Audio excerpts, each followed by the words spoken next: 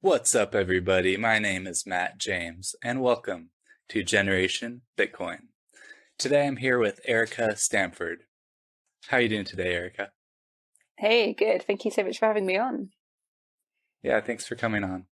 So you're the author of Crypto Wars, Faked Deaths, Missing Billions, and Industry Disruption. Founder of the Crypto Curry Club, UK's leading community for networking and educational events in the crypto space. You're the head of marketing and partnerships at Cent Finance, which is a mobile crypto wallet. So clearly you're fully submerged in the crypto space, as shown through all this involvement. Can you go over a little bit about your story and what led you to get involved in the crypto space, and why did crypto appeal to you? Yeah, sure. So I first heard about crypto early 2017, which was, quite late by some standards, but a friend told me about it and just said, I should go look into it. They thought I'd be interested to hear about it. So I started looking into it and I was like, this is super cool, and just sort of went a little bit geek mode, just read everything I could, started playing around and so forth. I think what had really sparked my interest. So, years before that, I'd spent a year abroad living in Buenos Aires as part of my university degree. So it was sort of a year abroad to work a bit there and learn Spanish and so forth. And this was in 2008, so right during sort of economic situ. So you had loads of people there, who'd lost life savings due to the economic situation there. You had, those worries about inflation. People didn't trust banks. People didn't trust the government. And the first sort of lesson I learned when I moved there, I made some friends pretty quickly and was just hanging out with some of the locals, and that they didn't keep money in banks. The minute they got paid, they converted their pay into to pesos, into the sort of the physical notes, and cashed it out and converted it straight into euros and dollars, and kept sort of physical euro and dollar notes in their flats and houses, just in safes. And that was just sort of the standard protocol, because they just didn't trust banks, didn't trust the government, and that's just how, that was sort of how they kept anything other than the money that they just needed for sort of day-to-day local expenses. And the summer before that, I'd traveled. I used to just go to Latin America whenever I could in the summers, just to get away from the UK. And the summer before that, I'd been traveling around Guatemala just by myself, and it wasn't the safest place at the time. I got mugged like 4 times in a row, so I had to spend the rest of the summer, with every credit card and traveler's checks and whatever I'd left and taken with me, that they'd all been stolen, one after the other. So the only way I could get money at the time, and this was 2007, so before Bitcoin was ever sort of invented, the only way I could get money was going to the Western Union, which is a remittance center. And, I'd never used one of those before. So I had to walk like miles to this Western Union center and call my dad in England. And, kindly he went to the local town the next day. So he had to drive into town and send me money via Western Union. And, it cost 14% to get me that money. Wow. And it took 3 days to arrive. So then, 3 days later, I had to walk back to the Western Union and pick up cash. And, everything about it was just so, so sort of crazy, paying 14% just to get your own money. That's high by any definition of the word. And waiting 3 days when they could have done it quicker had they really wanted to. But, they like to hold on to these things. And then getting cash, and this was in a place where I'd already had, every card and everything I'd already had stolen. So walking around with cash every time you had to do it wasn't ideal. And that was the only way you could get money. And that had really stayed with me because, for me, it was a summer abroad, an experience. I was a student. Dad, was perfectly happy to oblige by sort of going to town and sending me money, which was, really kind of him. But it was just really, it's a difficult way of getting money. It's expensive and it's not necessarily safe. And that was the only way you could get money there. And that had stuck with me because you read a little bit about it. You've got a third of the world's population don't have access to banking, i.e. where that is a staple where you've got family members living abroad or working remotely and so forth, and the only way they can get money home is by using these remittance companies, which charge an absolute fortune and cause delays and aren't always safe. And so you've got like 2.5 billion people in the world who often have to use these companies and pay up to 30% of their income just to get money from A to B. And, the average is 7%, but it's still crazy high. So when I heard about crypto and, not that the user experience of crypto, at least not in 2017, was easy by any definition of the word, and not that it was always safe. And, sending Bitcoin and some of the digital currencies isn't exactly lightning fast or totally free. But it was still so much quicker and faster and easier. And you can see exactly that it arrives.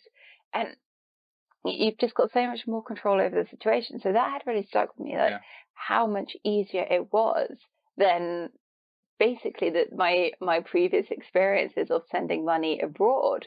And you've got control over it and you can send it quickly. So I was just playing around with it and was just super, super interested in how it could work, because I could just see the potential for crypto, more in places where it's one thing in London, for example, where you can just tap a card, or now we've got Apple Pay, and then it's just super easy to send money. But it's not always been easy to send money abroad. So yeah, I could see the potential in the use cases. Yeah, definitely. I understand coming from having to use Western Union. That's very inefficient, Right. and Bitcoin definitely solves that. All right, well, I'm going to start getting into your book a little bit. So you're the author of Crypto Wars, which is about the many scams in crypto, and there's a lot of them. So first, I want to define the terms, because I think that's really important. There's a lot of disagreement because of differing definitions, and people are calling everything a scam that they don't like, and that's a little extreme. Many words, I think, exist on a spectrum, right? There's decentralized, which is on a spectrum, in my opinion. There's varying levels of decentralization. You can't just say this thing is decentralized, this thing is not. So according to the dictionary, a scam is a dishonest scheme or a fraud. And a fraud is a wrongful or criminal deception intended to result in financial or personal gain. So I think the keywords there are dishonest and deception. So a lot of people, like I was saying, are quick to call things a scam. But do you think, the word scam is, on a spectrum like that? Or do you have like a pretty clear definition of what you would consider a scam and what you would not, in your opinion? Yeah, it's a good question, and I'm glad you raised it. And I think there's a few points to that in the crypto space, not only in the crypto space, but you see sort of the diehard fundamental groups where you've got the Bitcoin maximalists, and to them every altcoin is a scam, or the US dollar is a scam, or I've heard sort of the Ethereum people go, well, Bitcoin Cash is a scam, or this is a scam, or that is a scam, or the US dollar is a scam, or so. I'd say that I didn't have this opinion until I sort of really got into the real scams, sort of into looking at the real scam side of it. But that really doesn't help, because anyone that even has 2 minutes of exposure to crypto will see this is a scam, that is a scam. And you've got all these accusations that things are a scam bandied about, so that when somebody is trying to warn groups and communities that something really is a scam, where it's an actual scam, where this is a certified Ponzi scheme, there's nothing good behind it. This isn't Bitcoin we're talking about. This isn't the dollar we're talking about. This is a full-blown Ponzi scheme we're talking about. People don't listen, and people don't believe them that it's a scam, because then the scammers will know exactly how to play that, because they'll say, well, you've got all the haters, you've got people calling Bitcoin a scam, people calling the dollar a scam, people calling Ethereum a scam, so it's just the haters. And it just weakens any argument against the actual scam. So I think that's just sort of a personal opinion on the side, that where you've got people calling projects that are legitimate, that aren't intending to sort of part everyone from their money, where, okay, maybe they don't agree with everything of the politics or so forth, but where it isn't a full-blown scam, where you've got people calling everything else a scam, that doesn't help. And then I think especially in crypto, you've got, and more so going back a couple years, but specifically I'd say sort of during the whole ICO boom, when you're talking about 2016 to 2018 for the most part, you had thousands of new crypto projects just Oh being yeah. sprung up out of thin air. And you know, it was a total bubble by any definition of the word, really. And I think there it is a real sliding scale spectrum, because within those thousands of crypto projects, you had some that were really cool. They're really good. They're still going today. Their investors have done well. They're legitimate projects working really hard and have raised money in using an ICO, and have put that to good, and now have real good thriving companies doing really cool stuff. And then on the other end of the spectrum, you've got ones that were clearly just Ponzi schemes and scams from the start, and they've now been ruled to be that. And you know, many of them were literally run by organized crime and sort of organized criminals, and they knew exactly what they were doing, and their intention from day one was to build something up and make it look really good and get enough money, and then to exit scam or to run it as a Ponzi scheme. So from where day one it was a scam from the start. But then you've got everything in between. And you know, I've seen every crazy story, and you must have seen every crazy story too. Everything from some where, you know, it really looks like their intention was good, and then you've got every type of thing. Maybe their intention was good, and then they raised money, and they've never seen so much money before, and they didn't know what to do with it. And maybe they weren't expecting to raise that money, and they put together a white paper that they didn't actually know what that meant, and they didn't know what to do. So they Copied and spent the pasted. money on, right, yeah. So you had sort of every range in that, where some were just opportunistic and should never have really been given the opportunity to raise money. And had they gone to banks or to VCs or to angels or even to friends and families, they would have never have raised the money. So they were just useless projects from the start. Some raised money in an ICO, but because of the market, or because they could never get banking, or because they raised it in ETH and then ETH crashed, they lost like 90% of what they'd raised, and so never really did anything with it, and they never cashed out in time, or because of regulations kicked in, or market circumstances. So there's lots of reasons why some of these projects, I would say, weren't scams, and this is before there was regulation. So yes, one could argue that they could have maybe done more, but you know, that they were hit by various things, which, or maybe just incompetence, which means they still lost all of their investors' money. And then there were some that sort of became scams, that maybe started off as good and raised money, and then they didn't know what to do with it, so they just spent the money on. There's some of the ICOs just spent the money on prostitutes or on nice cars or nice villas instead. And Yeah. you know, I think it's just a real spectrum. But the reality is, if you sort of take a step back from that period, 98% of those projects either were scams or lost all of their investors' money. That's sort of the official, I think it was the SEC ruling. So Yeah. 98% of them, if you're an investor in those projects, it's basically the same thing.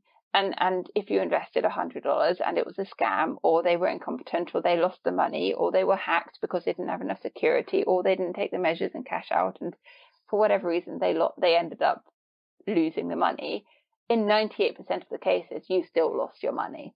So I do think it's a sliding scale. I'd say that probably for the majority of projects, I don't think one can tarnish the brush of scammer so much as opportunistic with bad business plan that probably shouldn't have been able to go ahead.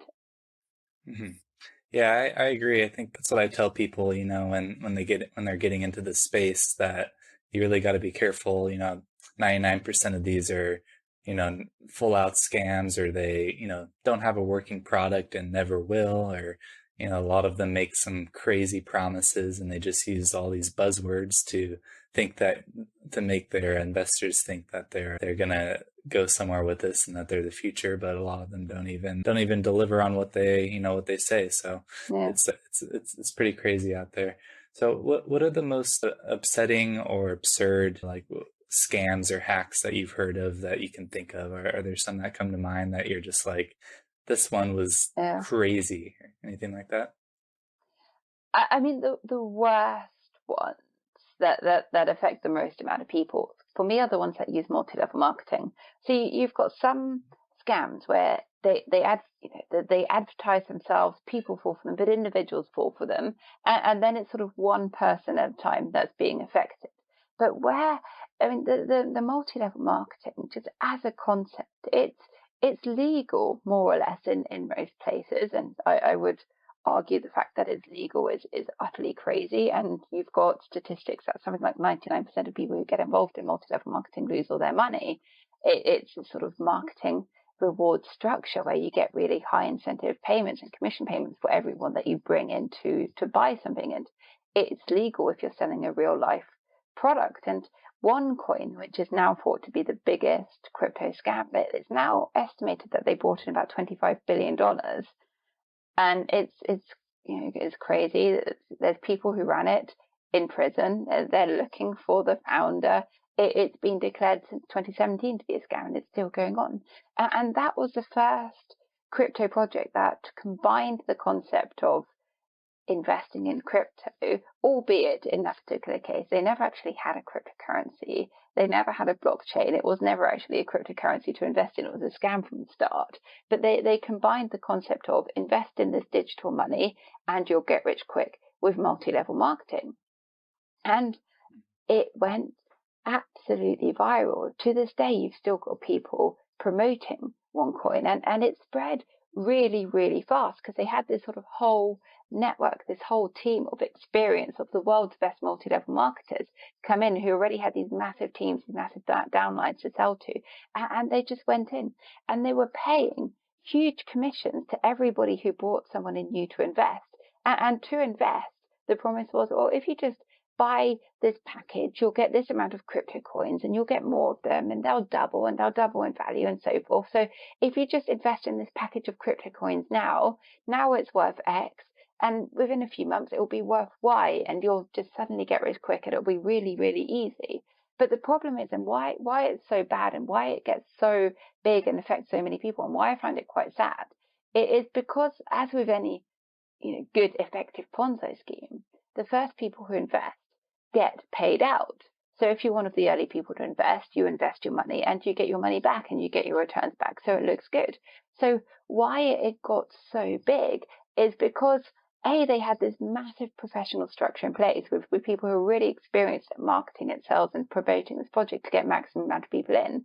But then also people would fall for it. Innocent people, normal people would invest their money and would get their money back, and they thought this was good.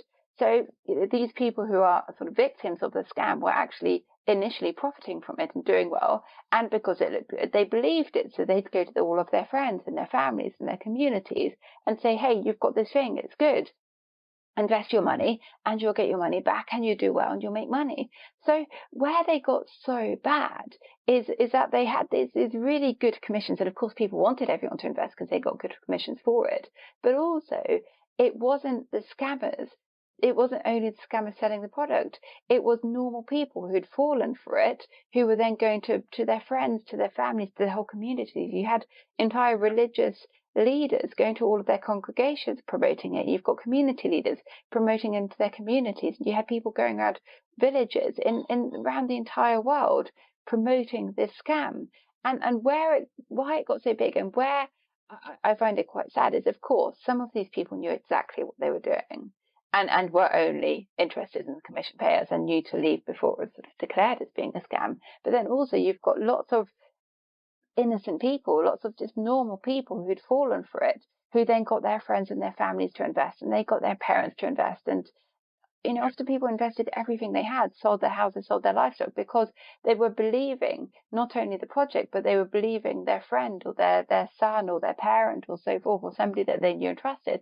So they just spread like wildfire because of this multi-level marketing setup where you had sort of the victims doing the selling for them. So not only did a lot of the victims lose their own money, but they now feel awful because they lost their friends' money, they lost their family's money, they invested their parents' money and so forth. So Yeah. you've got to feel for a lot of these people who we feel really bad because they were the ones promoting the scams. And of course, the ringleaders, the people driving the multi-level marketing and then driving the whole thing, profited hugely from it. But again, the people sort of at the bottom of the pyramid, that was the majority, ended up losing loads of money, and just money they really couldn't afford to lose. So I think they're the worst. And OneCoin started it, but as with any sort of good scam network, scams copy each other. You've got ringleaders from the scams jumping from scam to scam. They leave one scam before it's revealed to be a scam and go on to the next, so they get in early and so they do well. So you've got people passing on the sort of their accumulated experience and their knowledge and what technology to use and how to fool the most people.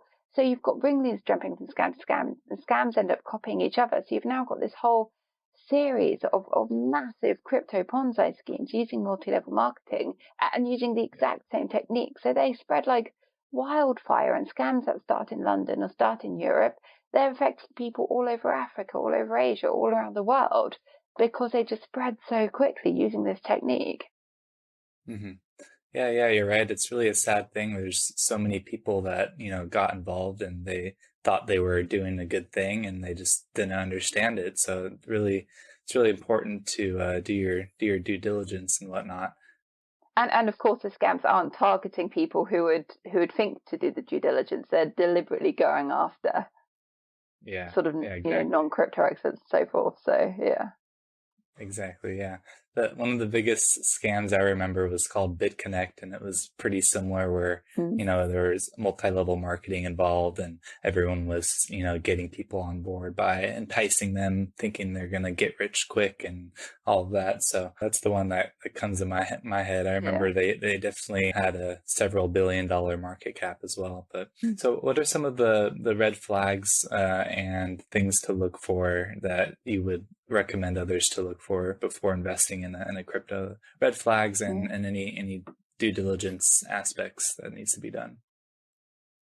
I mean, I'd definitely say before even thinking about investing, do a million years worth of research. And this is one of the things that it's really easy to say, well, if a project promises guaranteed returns or says if you invest in this, you're guaranteed to get this, then it's a scam. And 99.99999% of the time it will be a scam. But you've now got DeFi projects and so forth doing that, where you've got the interest from staking, and without needing to go into that.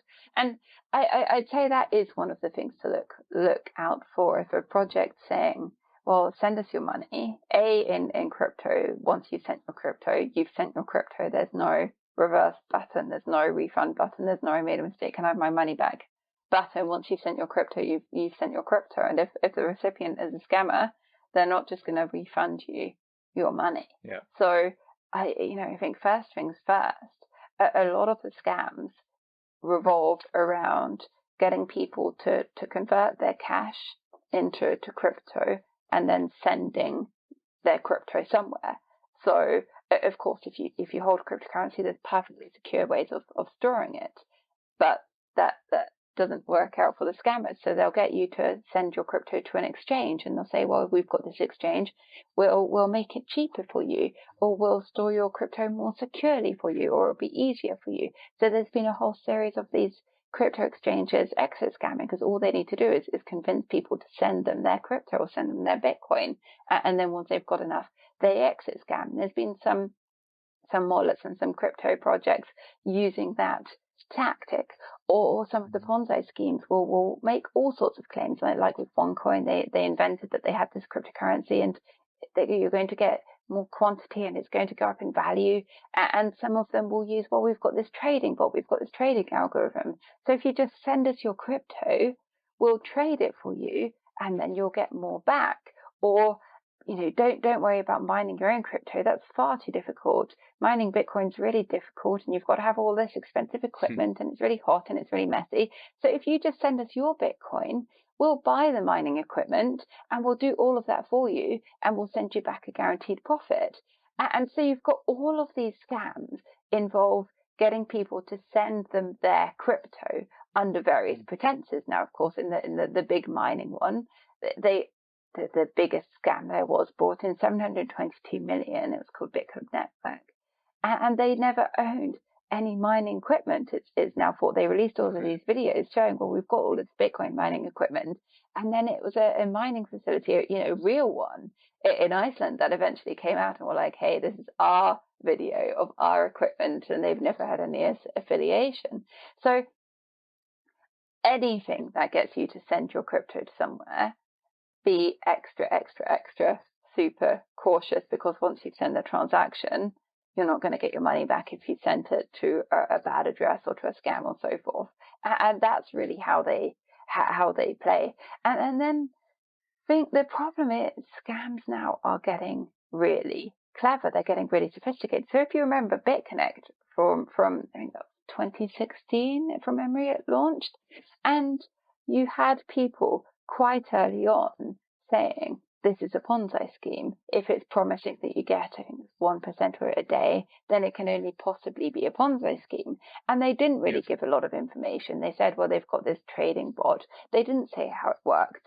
They didn't give any proof of it working. So if you take a step back and think just a little bit logically, just when looking at BitConnect, well, you've got banks and hedge funds around the world, and you've got billionaires who have their own funds, who have access to the absolute best software and best algorithms and best traders and that money can buy, and they can't guarantee that type of return. So if you've got somebody who's got this absolutely incredible trading algorithm, why would they want to share it when there's only ever so much Bitcoin in the world? It's not like Bitcoin is this infinite resource. There's only ever so much Bitcoin in the world. It can only ever be traded so much. So if you've got this incredible trading algorithm, why would they want to be sharing it? So with Bitcoin, for example, if you take a step back, there were already warning signs. There were already people giving these warning signs, and they didn't give much information. There was no proof on their website or anywhere else of how it worked. So to a lot of people, at least, it wasn't a massive surprise when it collapsed and when it was really shown to be a Ponzi scheme. The problem is now scams are much better in many ways. They have much more sophisticated looking websites. And the problem is now they give all of what is, in inverted commas, proof. They'll say, well, so-and-so is on our team. We've got partnerships with such and such companies. We've got such and such companies as our clients. We're regulated by so-and-so country. We're going to be listed on whatever stock exchange. You know, we've got Visa cards or MasterCards that we're in partnership with, and we're going to issue them to all of our users. So they make all of this proof, and they put all of these testimonials and reviews and everything on their websites and on social media. And it looks really good. So anybody looking on without doing a lot of checks would think, well, if they've got these partnerships and they've got these companies as clients and they've got these reviews, it must be good. But the scams don't worry about the consequences of doing that. They're not regulated by any of these things. They're not going to be listed on London or whatever stock exchange. So they don't have these partnerships with Visa and MasterCard. They don't have any of these companies as clients. The testimonials are faked or bought, but they look good. So the scams are getting quite hard to tell. So what I would really say is to really dig deep. If there's anything that looks good or makes any such claims, it is possible to do the research. For example, if this project has partnered with whatever the company, go ask that company, or go look at what statements that company has released, or if they list anybody that's associated with it, go look on their LinkedIn, contact them. So it does require doing a lot of research, and my gut instinct, especially after doing the book, is, you know, for the vast majority of things, just don't even bother researching, just run a million miles, because in 99% of the time, it probably isn't going to be in your best interest to go anywhere near it. So I would just say just do an awful lot of research, and that really might mean reaching out to companies or questioning people and so forth to doubly check that all of those claims are accurate. And I mean, maybe this is a little bit harsh, but in my experience, at least, if one claim isn't found to be true, if one claim is found to have been made up or exaggerated, then it's a fair assumption that that's true for every other claim that project makes. Yeah, I agree. That reminds me, I remember back in 2017 that I saw this post that kind of analyzed a few of the ICOs that came out, and it showed all of their websites, and all of them, I don't know how many there were, like 5 or 10 of them, they were using a straight up copy of each other's website. And there was little changes here and there to the website, but they all use the buzzwords. We use AI, algorithms, and big data, and all the buzzwords that you need to see. So Oh, and you touched on the white papers being copied, and they literally were. There were these copied and pasted. freelancers popping up everywhere, claiming to be experts, and some of them were literally copied and pasted word for word, just changing the name. Yeah, it's crazy that they get away with all that. So, yeah, you know what they say, not your keys, not your crypto, right? So I really advocate for holding your own crypto. And like you were saying, whenever people, ask you to send your crypto over, be very wary of that. So moving forward, do you support more regulation in this space? Do you think that's the solution to this? Or do you think, is there another solution? How can we move forward and, lower the amount of scams and help prevent, all of these people from getting scammed out of their money? Yeah, I do think more regulation is needed. I know that's a slightly controversial opinion, but I do. I think for a few reasons, and you've got to be careful with regulation, because there's always a risk that it just totally hinders or stops anything resembling innovation. And to a degree, we're seeing that already in the UK. The regulation's been so slow. There's already some of the biggest and most innovative companies leaving the UK now and going to countries where they think they stand a chance of getting regulated and progressing things forward. And those are the good companies that are sort of actively trying to get regulated. So there's a balance in that, but I do think it's needed.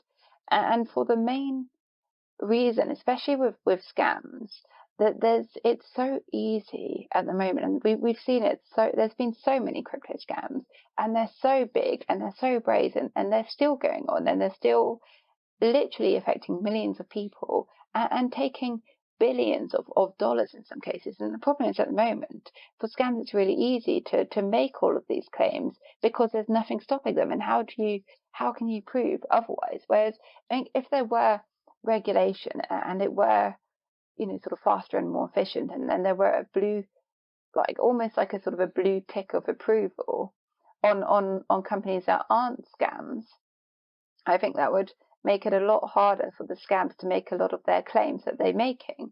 Because if for anyone, you could then question, well, why don't you have this blue tick of approval for the scam? So I do think that would really make people question scams more, and would, I imagine, get rid of a number of the scams. And then, of course, you've got the problem. I had a story recently, and I don't remember the name of it, but there was one scam. There was a company that had, I think it was like FCA registered. I don't even remember if it was a crypto scam or not. And it's one of these stories you get told, so I can't vouch for it. But there was a company that was FCA registered that had stopped trading or something. So this sort of scam, sort of whole organization company bought that company so that they could link directly to that, because on their website they had, this is FCA registered.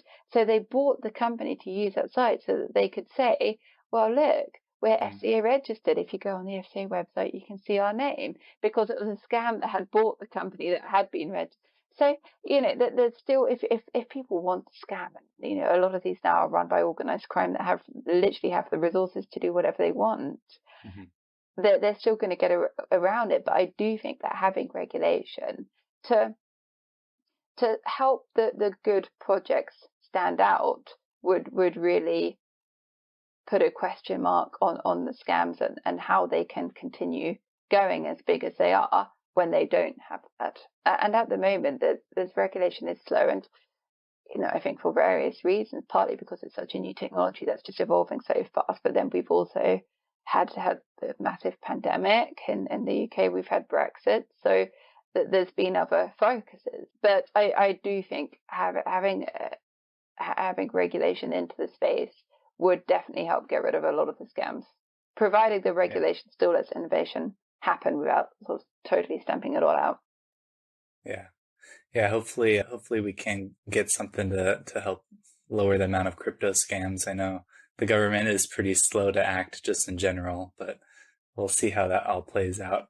Hopefully over time the market matures and people become a little more smarter and don't fall for all these scams is what I'm hoping. So hopefully that will happen over time. But I think it's worth noting that there's more scams now, and they're getting worse and they're getting smarter, and that isn't really anything to do with crypto. I mean, they're taking advantage of the space because crypto is so new and it's misunderstood and it's seen as being digital money that can go up in value. And because so many of the early projects have gone up hugely in value and people have done well, the scams play on that because they play on people's desire to get rich quick and to make the same returns themselves. But I do think it is worth noting that the scams, I don't think it's a crypto problem. I think it's more scammers taking advantage of the excitement around the crypto space. But yeah, scams in general have gone up. Cybercrime has gone up. Ransom have gone up. Hacks have gone up. There's, just, I mean, for example, if I just look at my parents, every day they get a couple phone calls or emails or whatever from all sorts of things, from the phone line, from HMRC, whatever. It's all scams. There's scams in every type of way and space that's also entirely unrelated to crypto. But I do think crypto, because of the hype and because of the potential that people have done well, it really does play on people's desire. yeah. It's kind of like, it always happens throughout history whenever there's a new piece of technology, whether that be the internet. Right. There's a lot of scams around that space because people know this is the future, but they don't know, how exactly it'll play out and, who's going to be the winner, but they just throw their money at all these companies. And crypto, being the transactions being, final settlement, you send the money and it's done. You can't Mm-hmm. reverse it.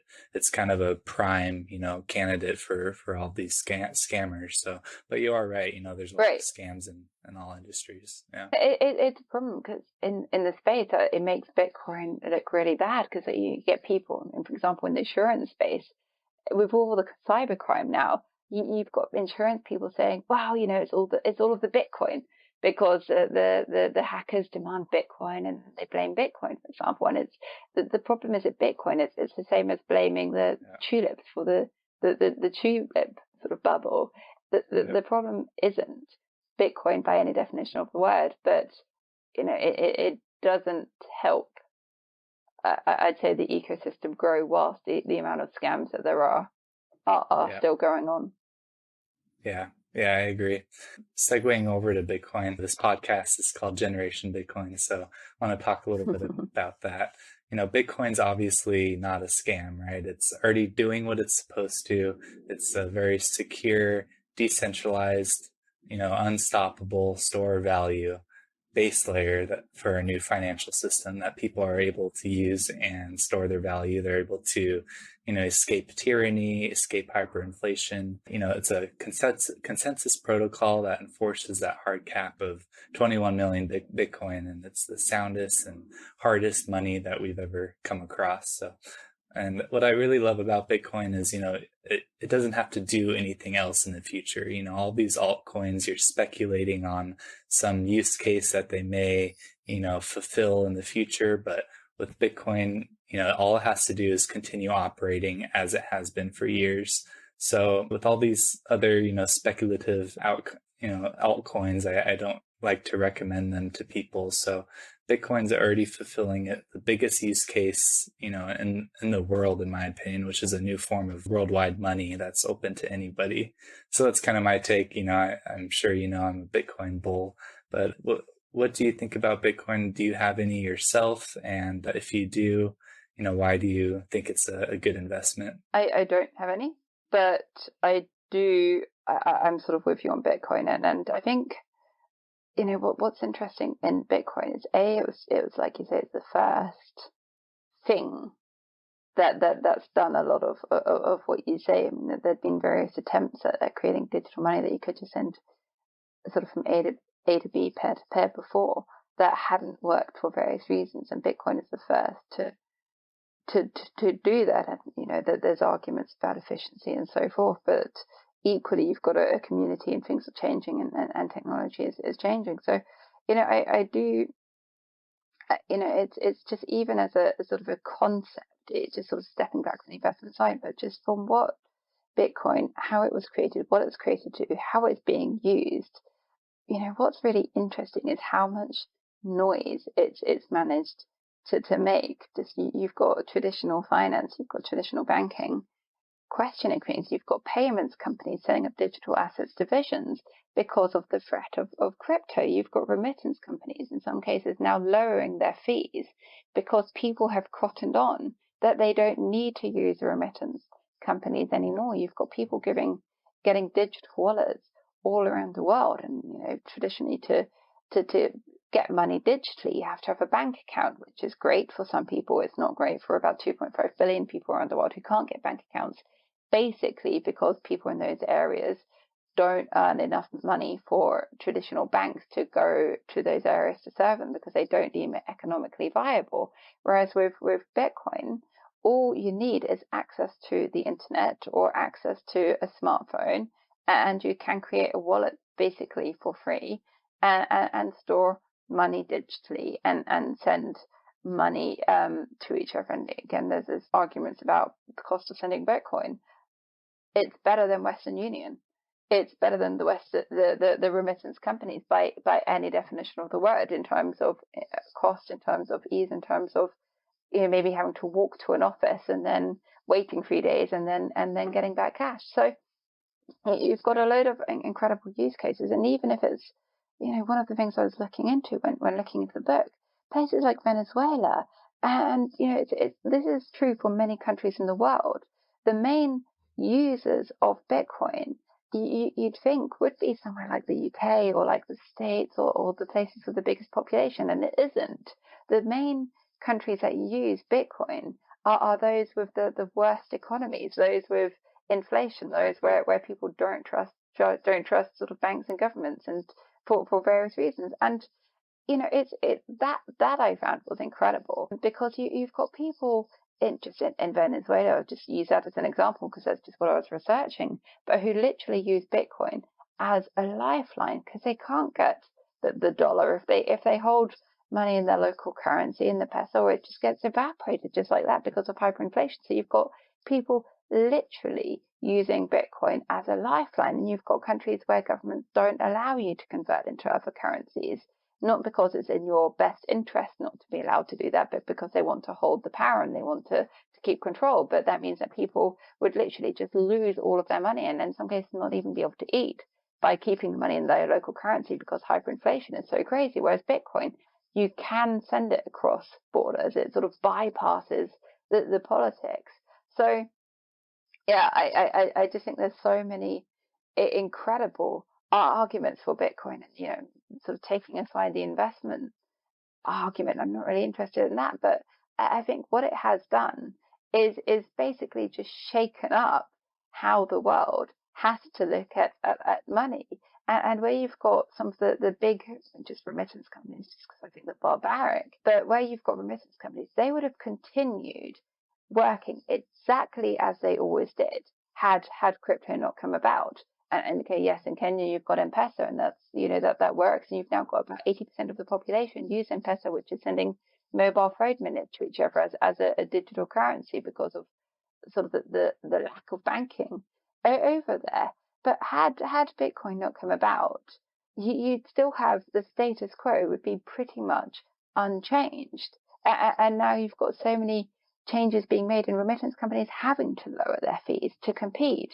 And you've just got all of the possible questions. I mean, it's looking at, for example, just the Facebook's DM. Do I think that's the ultimate best potential for crypto? No, not by any definition of the word. But the concept is there, where you've got basically a stable version of Bitcoin that you can send money from A to B, from person to person, without having to pay huge transaction fees or without having to wait 3 days. So I think a lot of people are quite against Facebook getting into that. I think it's great because Facebook will have the power to sort of barge down the sort of the regulatory doors and the political doors, and then once they've managed to do that, then other potentials will manage to do so much easier. So I think there's so much phenomenal change that Bitcoin has brought about just by sort of waving its little red flag at traditional finance, who are then seeing the potential that people can just send money from A to B and are having to react just because they can't. I think they've realized now that they can't stop it. Yeah. Yeah, it's definitely very, very disruptive to many, many businesses, and it's really, really fun to watch how it plays out because Bitcoin is such a new piece of technology, and it's forcing all those companies to, compete with Bitcoin, and you really can't in the end. It's superior money, in my opinion. It really is doing a lot for human rights, as you were saying too. People in El Salvador, Bitcoin is, and Venezuela, Bitcoin is really hope and freedom money to those people because they don't Yeah, they don't have the luxury of investing in assets and stocks, real estate. They don't have any way to store their value, so they're literally yeah, being stolen from through their fiat currency, which is being hyperinflated. And Bitcoin finally gives them an alternative to get out yeah. of their situation.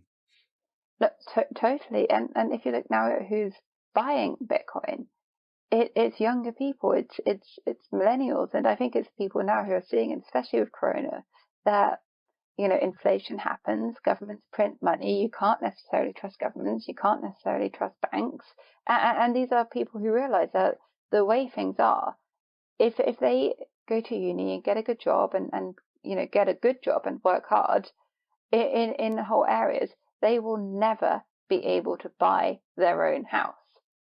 That's a reality now for young people just because of costs and inflation and so forth. And they realize that, well, if they're renting, rent gets more expensive more quickly, then job salaries go up. And you've got young people now who are really aware of sort of the failings of just printing money without end.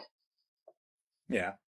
Yeah, it really gives people a life raft, so to say, something that they can escape their situation and really better their lives. So I think it's important that they have this tool in order to do that. So I'm sure El Salvador made it a legal tender recently, requiring all businesses to accept it as payment via the Lightning Network, which is a second layer solution on top of Bitcoin.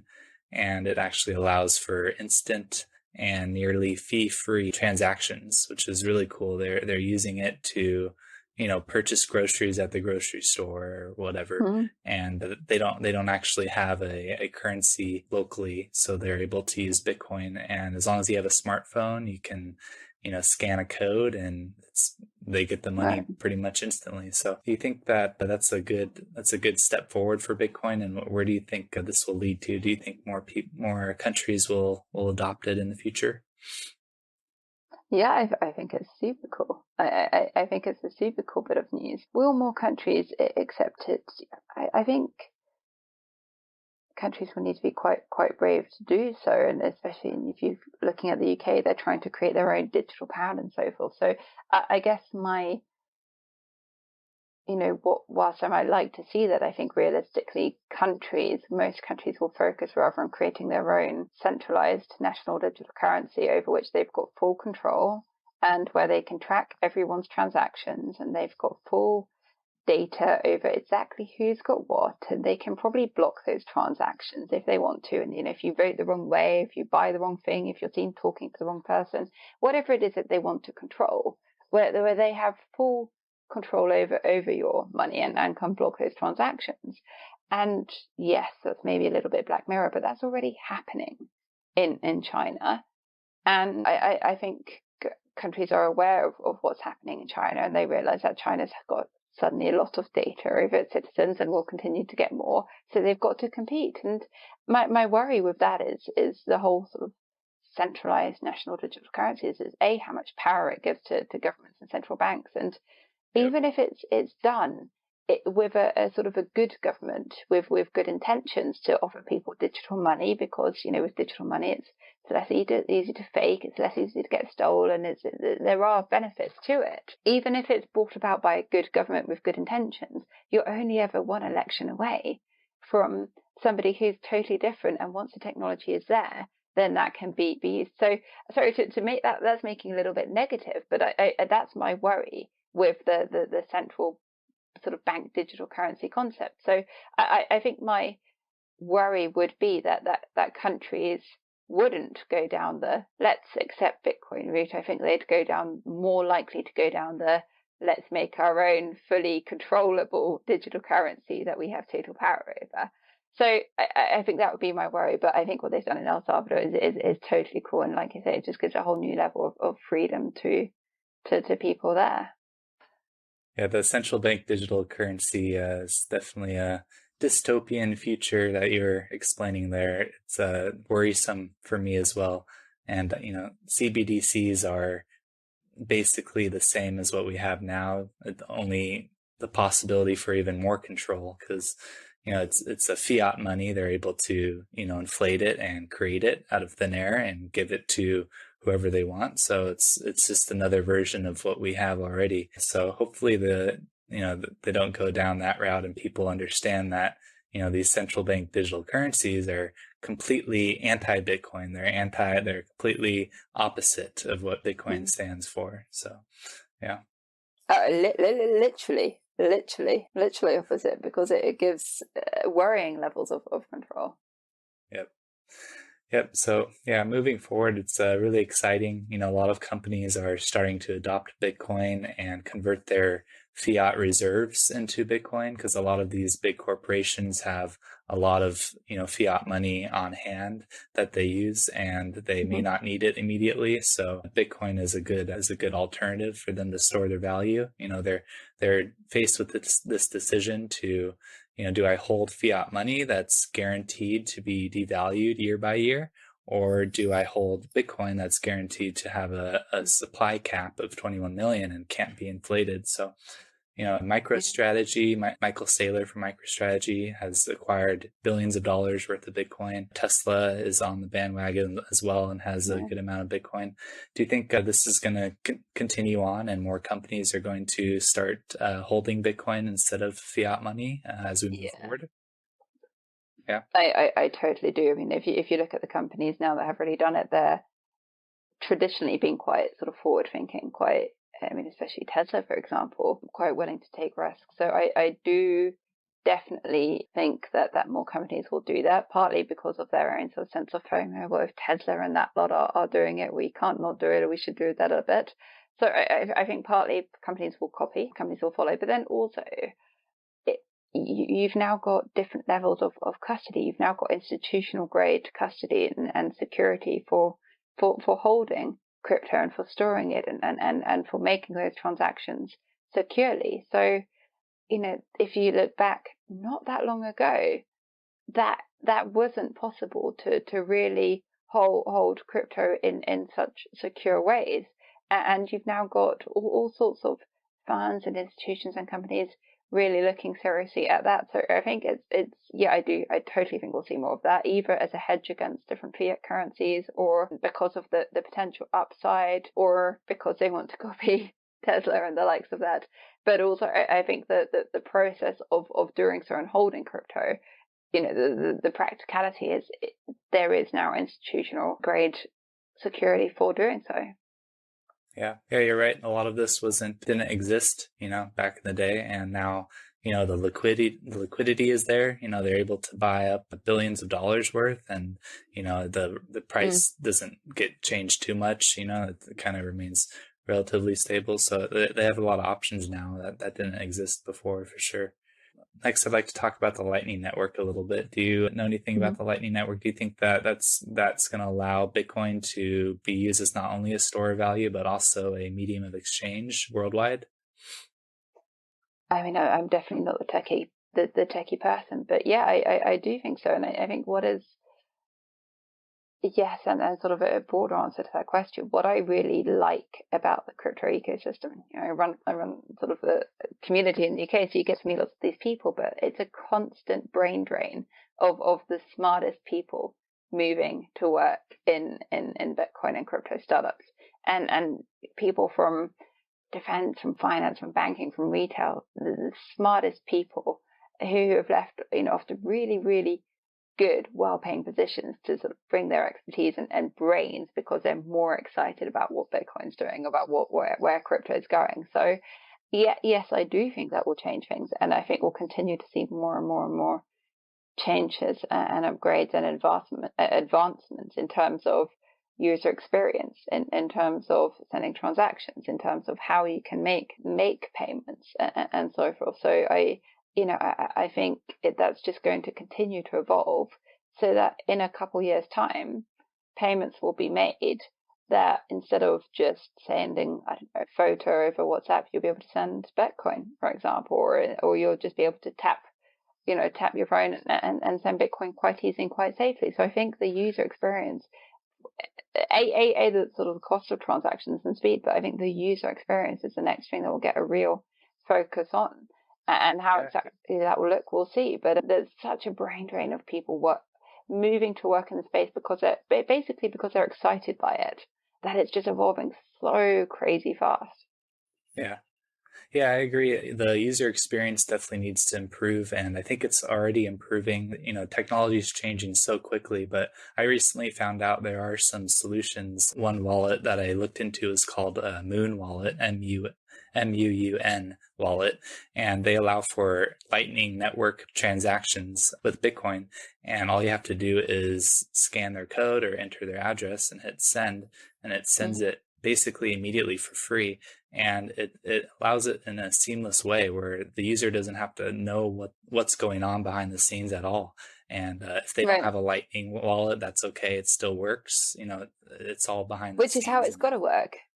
Yeah, exactly. It's got to work. You don't know how email works. I don't know how my laptop works. I don't know how my phone works. I don't know how anything basically works. It's got to be like that. It's got to be pay now, send to Matt, and done. Yeah, and we're getting there, and it's really cool to see the advancements. So, do you see a future where Bitcoin and fiat money coexist, or do you think Bitcoin has a chance at taking over as the world reserve currency, since it is hard capped and can't be inflated? I think that would be cool, but you've got a lot of power players at hand that make these decisions. So I can't quite imagine that happening due to politics and decision makers more than any other reason. But happy to be proven wrong. Happy to watch this space. The Bitcoin and fiat is an interesting question, and I had this conversation recently about the sort of traditional finance and the DeFi space. And I think where it's going, it's really interesting. I mean, just say, for example, if you mentioned the word Bitcoin or crypto to a mainstream bank a couple of years ago, that they'd have basically read it as a swear word, and that's not a good thing, and they can't be seen associating with that or doing anything with that, and didn't really understand it, but it was bad in their eyes. And now, on the other hand, you've got banks and payment companies and all the big brands and the retailers and all the big corporations. If they don't already actively have a sort of a crypto or Bitcoin research team, they're developing one, and they're seeing what can they do. Should they be investing in it? Should they be holding it? Should they be accepting Bitcoin for payments? Should they be accepting crypto for donations? They're really having these conversations, or they're looking at what they can do together. So I think at least some of the trends I'm seeing, whereas before it sort of Bitcoin and crypto was basically treated as a do not touch, that there's now conversations to how can we partner with some of these startups? How can we work with them? What can we do? And also for the startups in the space, be that the wallets, be that exchanges, whatever it is, be that security platforms, they're quite open also to these partnerships. So I think what will be interesting, and where the space will develop the quickest, will be in these partnerships with sort of traditional banking, with the crypto startups, partly because the little crypto startups have more innovation. They've got the brains, they can move super fast, that they've got this sort of lightning sharp focus on where things are going, what's happening with payments, and they're making things happen. So I think more and more there is a realization from traditional finance that innovation is happening here, and that they'd do good to partner and at least to be associated with it. And also for the little Bitcoin and crypto startups, there is an awareness that yes, it might be a traditional bank or a traditional whatever, but they've got a large percentage of the marketplace, and they've got this infrastructure in place, and they've got lots of users. So I do think that there is definitely much more dialogue happening between traditional finance and sort of the little crypto startups that are soon becoming not little and are growing quite fast. And I think that will really progress things much further than it being the sort of the traditional battle of traditional finance and crypto. Yeah. Yeah, crypto definitely has a lot of credibility now compared to before. These big banks used to, talk poorly on crypto and say it's only used for drug dealers and scams and whatnot. And Right. now you look at them and they're, offering their customers to invest in Bitcoin, and they totally flipped. So Yeah. it's kind of cool to see that play out, and it's definitely Yeah. gained a lot of credibility over the years for sure. And the stats are now that less, I think the stat is that 1% of crypto is used in crime, or 1% of Bitcoin is used in crime. And that's less than the percentage for fiat. Yeah.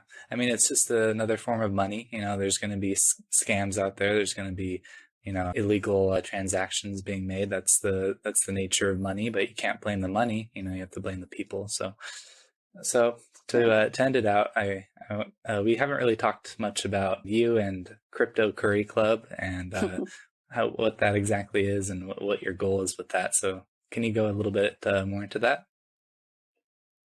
Yeah, so the crypto curry club, at least until lockdown, was really fun. So it's now the main crypto community in the UK.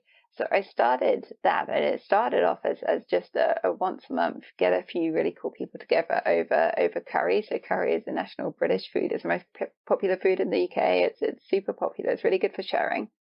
It's better than British food. And crypto curry, the name kind of worked. So I started it in 2018, just as I wanted to meet more people, just to get people together. We booked out an Indian restaurant and invited some people I knew from the space, and just invited some of the people that looked really cool in the space. And people came and ended up staying about 8 hours at the first one, just talking about crypto, about what they were working on, and just staying. And it was, it was incredible, because I think it was the first time really that you'd had this sort of niche, sort of invite only community group of people. We had about 25 people at the first one, all together, sharing a load of food, having some drinks, and just talking about a subject that they all understood. And this was just before it was, mainstream understood what even Bitcoin was. So it's grown now. We've got a super cool community. We had regular events and get-togethers with different subjects and different niche themes in London and the UK, about different subjects related to crypto and blockchain and Bitcoin and so forth. And the real life events were stopped short by coronavirus. At least in the UK, we've been in pretty much permanent lockdown since about a year and a half now. But we've still got an online community. We've got it's called the Crypto Courier, a weekly newsletter. So just sharing the sort of biggest news of that week in crypto and blockchain. And we've got an industry publication, Blockchain Industry Review. We've done a bunch of webinars and get-togethers, and hopefully one day it will be safe for us to actually get together in person again, and Yeah. to just have really cool get-togethers with food and drinks and cool talks. That sounds really, really cool. And yeah, it is very important to meet up in real life, I think. And, meeting up with similarly minded people in the crypto space is really awesome. So yeah, where can people find more about the Crypto Curry Club and also your book? Where can people find that as well? Yeah, so the website is just Crypto Curry Club, so curry like the type of food, club.com. So you can get the newsletter, the publication, or see the events and everything there. And we've got some content on that. The book, it's Crypto Wars, Fake Deaths, Missing Billions, and Industry Disruption, is available at all good bookstores. It's available at a whole load of different bookstore chains. It's available on Amazon. It's available directly from the publisher. That's koganpage.com with a discount Crypto Wars 20 for 20% off. And they send out the physical book with the ebook together in a bundle for the same price. So yeah, it's available at bookstores and on Amazon.